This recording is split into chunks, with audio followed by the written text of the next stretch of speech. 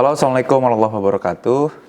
Kembali lagi Q&A curhat ya. Kali ini ada orang yang curhat, ada orang tua yang curhat tentang anaknya. Katanya dia itu udah melakukan berbagai cara untuk mengkondisikan anaknya, tapi anaknya kok nggak nurut terus, gitu lagi ya. Jadi diginiin salah, digituin serba salah, jadinya gemes banget. Nah, pertanyaan dia tuh apakah anak aku bermasalah ya? Nah, seperti apa sih anak yang bermasalah? Sebelum menjawab ya, coba introspeksi dulu ya. Jangan-jangan orang tuanya yang orang tuanya yang salah dan bermasalah dalam mengkomunikasikan dirinya ke anak, dalam mengasuh, dan itu penting ya. Nah, kalau teman-teman ngerasa kesulitan juga dalam pengasuhan anak, nanti jangan lupa ikut kelas Inner Peace tanggal 18 November ya.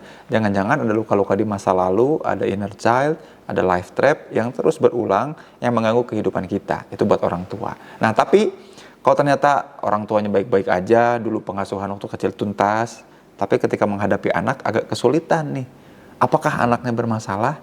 Nah, daripada saya yang jawab, saya undang nih ya sahabat saya, psikolog dari Sintesa Wellness juga, yaitu Pak Rahmat Taufik ya. Yuk kita simak bagaimana pendapat beliau. Nah, sekarang gimana cara menentukan anak ini bermasalah atau anak ini lazim, anak itu disorder, gangguan. Nah, gimana caranya? Pertama kita bahas dulu tentang bagaimana anak-anak yang bermasalah. Anak yang bermasalah itu kalau secara teoritis ada dua pandangannya.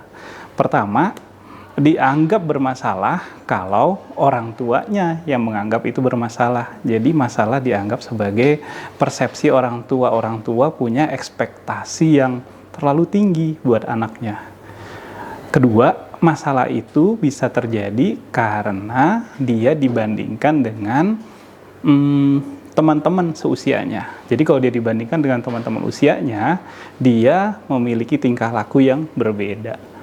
Nah, kalau untuk menentukan yang bermasalah, sebaiknya dipilih yang kedua. Kita lihat banyak kasus, teman seusianya udah bisa apa, nah dia bisa nggak? Kalau dia nggak bisa, tingkah lakunya agak berbeda, kalau gitu dia bisa dikatakan bermasalah. Gitu. Kalau banyak teman mandingin terus jadi malah insecure gimana tuh? Jadi si orang tuanya, aduh kok anak itu udah bisa gitu? Untuk tahu bahwa ini bermasalah bukan karena memang orang lain punya kelebihan gitu, anak orang lain punya kelebihan, itu gimana ya? Nah, itu sebenarnya setiap perkembangan itu ada yang namanya tonggak perkembangan atau milestone perkembangan, development. Milestone development. Nah, ini yang kadang sering dilupakan sama orang tua. Yang sederhananya itu tuh kalau kita waktu kecil dulu, itu adanya di KMS, Kartu Menuju Sehat tuh di Posyandu paling bawah. Ya, betul, yang di belakang itu kan. Nanti motoriknya bisa apa, kemampuan bahasanya bisa apa, seperti itu. Jadi pengetahuan tentang tonggak perkembangan itu juga penting. Nah, tapi untuk cara yang common sense, yang mudah, itu adalah lihat anak usia segitu tuh bisa apa, bandingkan dengan kakaknya.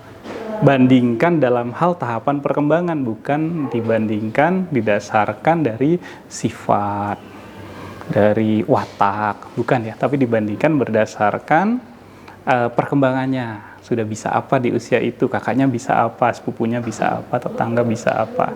Nanti baru diketahui, oh ini nih anak ini bermasalah, gitu.